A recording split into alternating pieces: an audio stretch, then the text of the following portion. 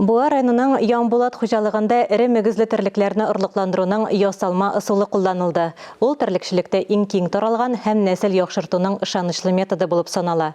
Моннан тыш ясалма юл белән орлыкландыру терлекләрнең ит һәм сөт сыйфатын нәтиҗәле яхшырту мөмкинлеге дә бирә.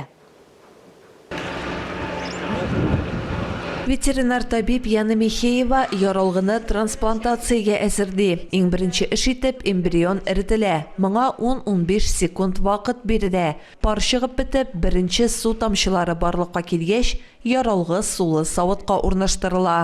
При температуре от 33 до 35 градусов. 33-35 градус җылылыктагы суда 10-15 секунд тотам. Шуннан соң яралгыны катетерга алабыз һәм процессның төп өлешен башлыйбыз.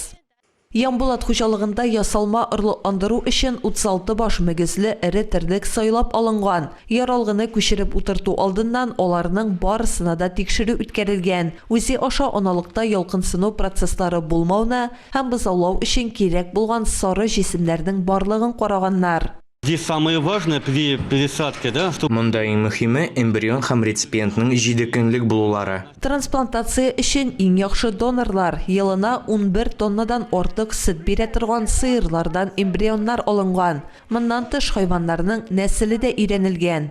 Эмбриопересадкой можно получить Мондай ысул ярдәмендә продуктлыгы югары булган терлекләр алып була. 9 айдан соң сыерлар бозаулап, бозаулары киләчәктә күп сөт бирәчәк. Ясалма орлыкландыру сыерларны уңышлы буазлатуның яңа ысулы булмаса да процедура актуаль була бара һәм аңа сорау арта. Алсу Самигуллина, Илнур Кадыров, Татарстан яңалыклары.